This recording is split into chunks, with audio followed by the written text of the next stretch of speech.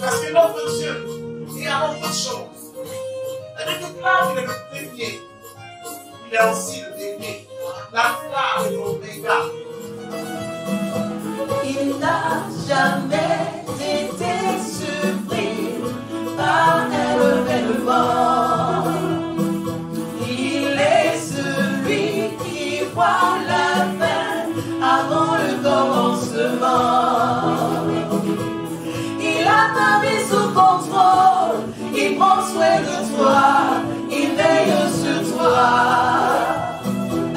Il a ta vie sous contrôle, il prend soin de toi, il veille sur toi. Son nom c'est Jésus, dis avec nous. Son nom c'est Jésus, son nom c'est Jésus, son nom c'est Jésus. Est-ce qu'on peut le dire ensemble? Il n'a jamais été. Il n'a jamais été surpris par un événement. Il est celui qui voit la fin avant le commencement. Il a ta vie sous contrôle. Il prend soin de toi, il veille sur toi. Son nom c'est Jésus. Il est le roi des rois. Son nom c'est Jésus. Proclame-le, déclare-le. Son nom c'est Jésus. Alléluia, alléluia. Son nom c'est Jésus.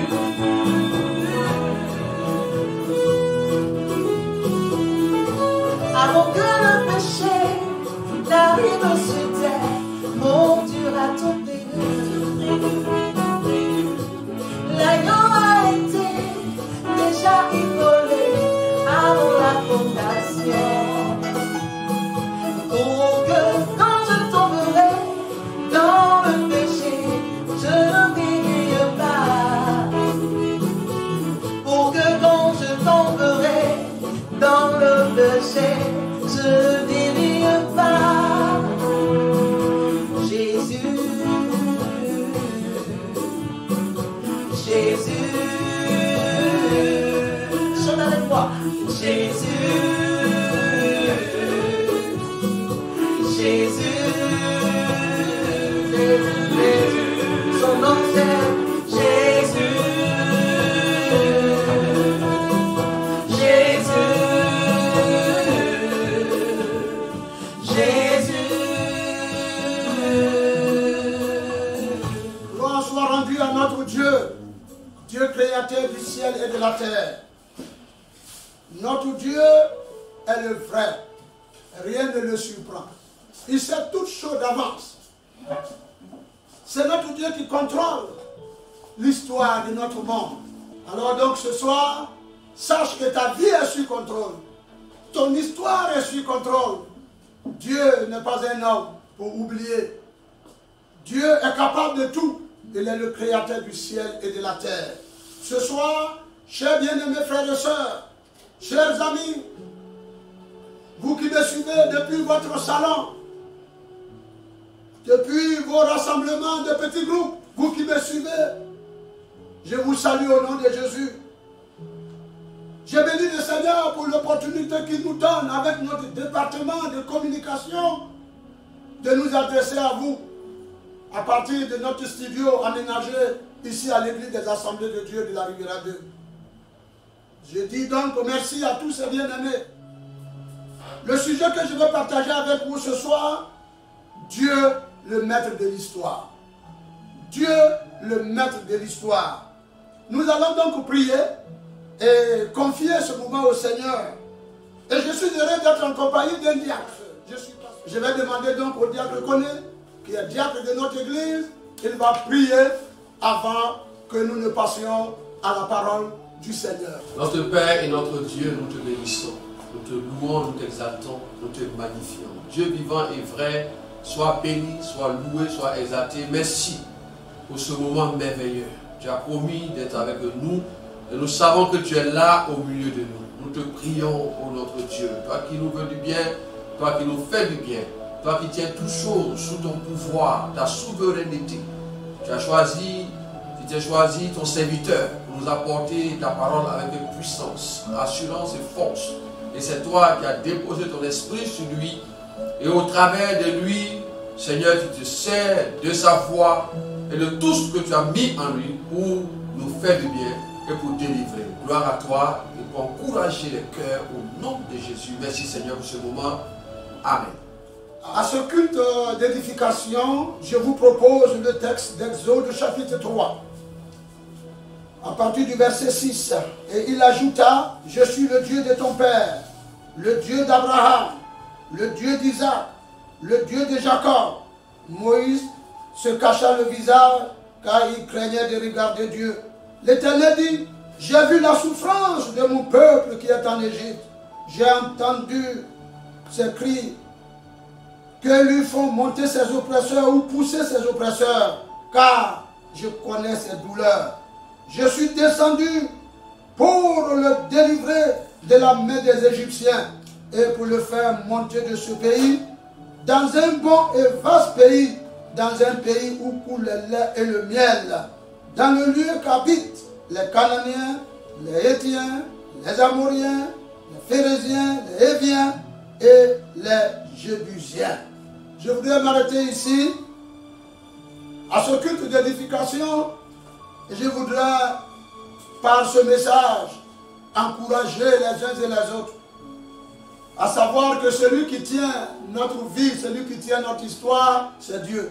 C'est pourquoi je propose ce soir que Dieu est le maître de notre histoire. C'est Dieu qui tient notre histoire. Voyez, ce peuple est un peuple que Dieu s'est choisi. Et leur histoire était contrôlée par Dieu. Ce qu'ils vivent ici avait été prédit dans le livre de Genèse. Lorsque vous lisez le livre de Genèse, Joseph, l'un des petits-fils, sinon des fils de Jacob, et j'allais dire petit-fils d'Abraham, lorsqu'il il était au soir de sa vie, a dit à ses frères que nous sommes venus ici en exil. Mais un jour, Dieu vous visitera. Un jour, Dieu vous sortira de là. Et il vous conduira vers ce qu'il a promis à nos pères, à nos ancêtres, à nos grands-pères. Et ce que donc Dieu avait prédit dans l'Ancien Testament, c'est-à-dire, j'allais dire dans Genèse, l'Exode s'est accompli. Et ce que Joseph aussi a dit, s'est accompli. Voici qu'au temps marqué de Dieu, il va se choisir un homme du nom de Moïse. Et avec Moïse, nous verrons quelques actions que Dieu a menées en faveur de son peuple. Et je voudrais dire que Dieu étant le maître de notre histoire, Dieu étant celui qui contrôle l'histoire de notre monde, il mène encore ses actions en faveur de notre monde. Ce n'est pas Satan qui contrôle le monde. Ce n'est pas les démons qui ont l'histoire de ce monde dans leurs mains. Ce n'est pas Satan qui a ton histoire dans sa main. Ce ne sont pas les démons qui tiennent ton histoire, mais c'est Dieu qui tient ton histoire. C'est Dieu qui tient ta vie entre ses mains. C'est Dieu qui tient la vie d'un peuple. C'est Dieu qui tient la vie d'une nation. C'est Dieu qui tient la vie de ce monde parce que Dieu est le créateur de ce monde. Il tient l'histoire de ce monde. Il décide et rien ne peut s'opposer à ce qu'il décide pour ce monde. Et ce qu'il avait dit pour Israël s'est accompli. Et ce qu'il a prophétisé de la bouche de Joseph s'est accompli. Et Dieu va se choisir un homme du nom de Moïse pour mener des actions vers son peuple. Et l'une des premières actions à mener vers son peuple, c'est le fait de savoir que Dieu, étant le maître de l'histoire, n'était pas sourd des cris des enfants d'Israël. Et n'étant pas aveugle, alors il voyait la souffrance des enfants d'Israël. Leur lutte et leur combat, il entendait leurs cris. Et étant le maître de l'histoire, il va décider. Il va décider de venir intervenir. Et je voudrais dire ce soir, mes frères et mes sœurs, vous qui m'écoutez, vous qui avez des besoins, vous qui passez par des situations difficiles, sachez que Dieu ne vous a pas oublié. Il est le maître de votre histoire. Ce qui vous arrive n'échappe pas à son contrôle. Ce qui nous arrive ou ce que nous vivons, Dieu n'est pas ignorant. Dieu est au courant. Dieu le sait. Et les multiples cris des enfants de Dieu qui montent de partout, montent sur le trône de Dieu. Alors voici que Dieu va, venir mener une action en faveur de son peuple. Et qu'est-ce qu'il va faire? Il va envoyer Moïse. Et il va dire à Moïse que je ne change pas. Je suis le même. Les promesses que j'ai faites à Abraham, à Isaac, à Jacob, à Joseph, cette promesse-là, je te la renouvelle. Et Dieu donc renouvelle cette promesse à son peuple pour dire à Israël que Dieu qui contrôle l'histoire ne les a pas oubliés, ce qu'il a dit s'accomplit et il le fait. Et ce soir, vous qui m'écoutez, Dieu renouvelle ses promesses en votre faveur. Dieu renouvelle les promesses en faveur des nations, des peuples et des familles qui se tournent vers lui. Et cette promesse que Dieu a faite à Abraham comporte plusieurs éléments. Mais je ne vais pas prendre assez de temps pour analyser élément par élément. Mais Dieu a promis de bénir Abraham. Et Dieu a promis de protéger Abraham. Et Dieu a promis de délivrer Abraham de toutes les situations. De toutes les situations qui peuvent venir contre lui. Frères et sœurs, je ne sais pas quelle situation tu vis aujourd'hui, mais la promesse de Dieu s'accomplit pour toi. Alors, de même qu'il s'est choisi, d'un homme de Dieu, Moïse, pour délivrer ses enfants, il le fera pour toi.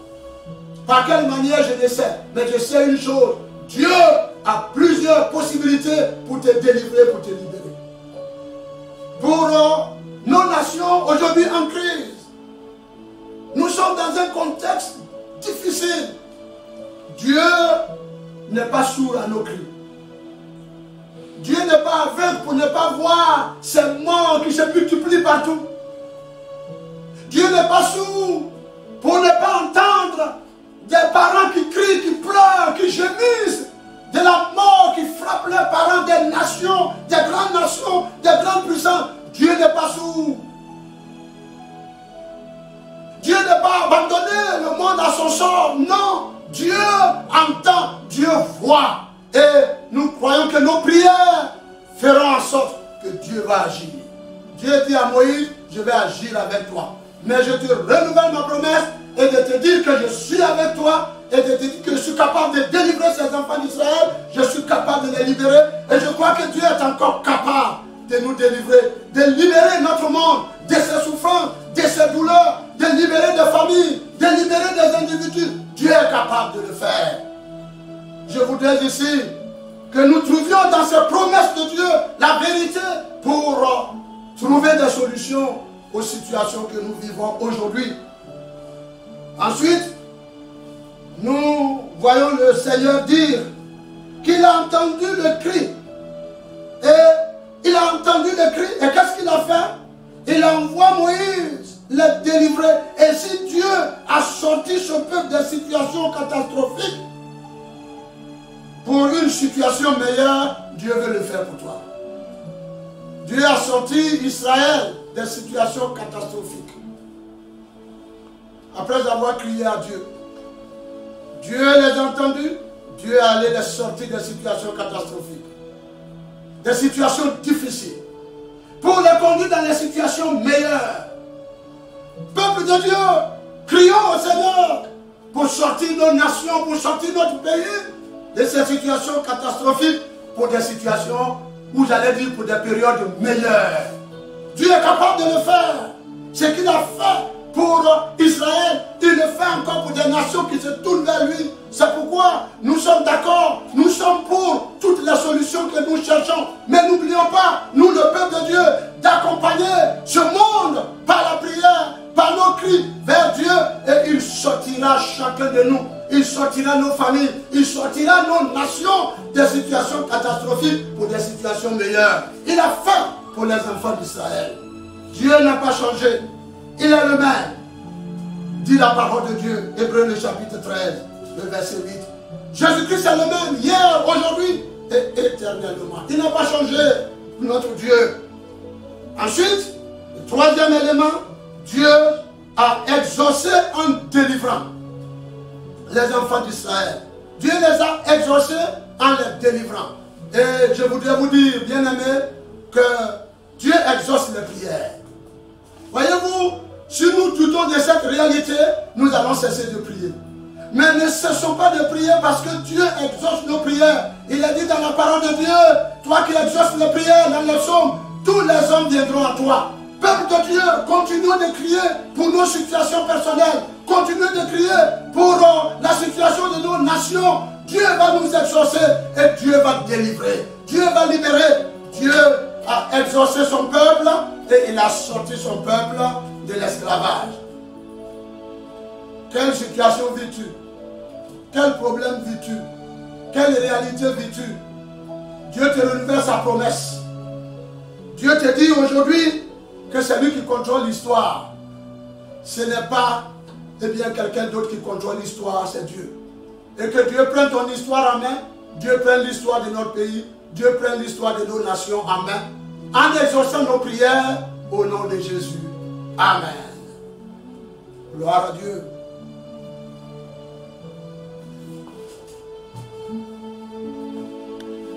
Nous demeurons dans le recueillement. Et avec ce tout petit groupe qui m'accompagne, nous allons diriger encore nos cœurs vers Dieu dans l'adoration. Dans l'adoration. Quelques minutes dans l'adoration. Et nous allons dire que le Seigneur qui contrôle notre vie. C'est Dieu qui contrôle ta vie et qui contrôle ton histoire. Tant qu'il n'a pas fini avec toi, rien ne peut contre toi. Et rien ne peut triompher de toi. Parce que notre Dieu, ce qu'il dit, il accomplit.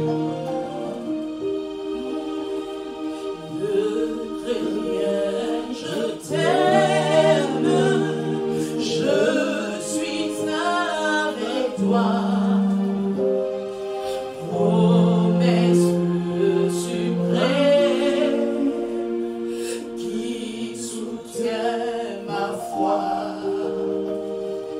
La sombre vallée n'a plus de terreur. L'âme consolée, je marche avec mon sauveur. Non, non, non, non, jamais tout seul. Oh non, jamais tout seul. Jésus, mon sauveur, me garde. Jamais ne me laisse seul. Non, non, non, non, jamais tout seul. Oh non, jamais tout seul. Jésus, mon sauveur, me garde. Je ne suis jamais tout seul. Oui, c'est vrai. Nous ne sommes pas seuls. Tu n'es pas seul. Tu n'es pas seul. Je ne suis pas seul. Nous ne sommes pas seuls. Dieu est au contrôle. Dieu avec nous. C'est pourquoi vous et moi ce soir, nous allons porter nos situations devant le Seigneur. Et ce soir, porter la situation de notre pays. Notre pays qui traverse un moment difficile de son histoire avec cette peste, cette pandémie qui fait ravage. Sans oublier que le monde entier est ébranlé. Le monde entier est ébranlé. Donc ils diront, où est Dieu? Mais je voudrais dire ce soir, Dieu n'a pas abandonné ce monde à son sort. Dieu tient l'histoire de ce monde en ses mains. Dieu n'est pas surpris par ce qui se passe. Et de même qu'il a exaucé son peuple qui a crié à lui, il nous exauce aujourd'hui pour toi, pour ta situation dans ta maison, pour la situation dans ta vie, dans ton travail. Dieu nous exauce pour toi. Et Dieu nous exauce pour notre nation et pour ce monde. Seigneur, notre Dieu et notre Père. Rien ne te surprend. Tu sais toutes choses. Tu ne nous as pas abandonnés et rejetés. Non. Seigneur notre Dieu, nous voulons crier à toi comme ce peuple qui s'est vu menacé, traumatisé par l'esclavage, assujetti. Ce peuple dans la souffrance a crié à toi. Seigneur, aujourd'hui encore, nous crions à toi. Dans le contexte difficile de notre nation et de notre pays, nous prions que Seigneur, tu viennes mettre fin à la souffrance, à la mort, Seigneur, au terrible sort des uns et des autres. Mais nous croyons que Seigneur, tu vas agir pour sortir nos nations, pour sortir ces pays en difficulté. Agis, notre Dieu. Nous prions pour notre pays, agis, Seigneur. Aussi, nous prions pour les frères et les sœurs qui sont là, qui ont écouté et qui vivent diverses situations. Que ta promesse accomplisse à leur endroit. Aussi, Seigneur, que tu entends leurs cris afin de les délivrer, de les libérer. Maintenant même, nous croyons que, Seigneur, tu le fais. À toi seul soit la gloire. Merci parce que ta bonne main tient l'histoire de la Côte d'Ivoire. Que ta bonne main tient l'histoire de chacun de nous qui sommes tes enfants, qui sommes ton peuple. Notre histoire est dans tes mains. Seigneur, viens et agis en notre faveur comme tu l'as fait pour Israël. Que ton nom soit béni et que ton nom soit glorifié pour ce moment que tu nous as dépassé ensemble avec ton peuple, Seigneur, chacun ce soir. À toi seul soit la gloire, au nom de Jésus. Amen.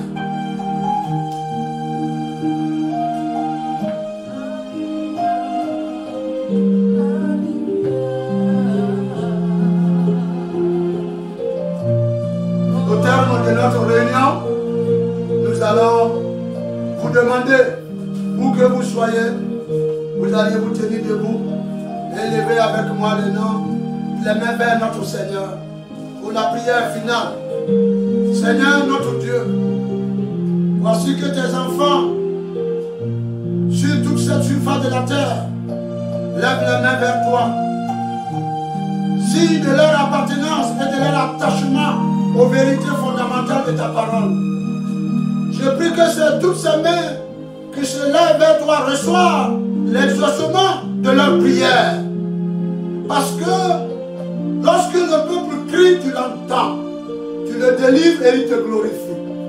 Et je prie que, Seigneur, ce peuple qui a entendu ta parole, qui a crié à toi pour sa situation, reçoive la délivrance. Seigneur, également pour nos nations, nous avons crié.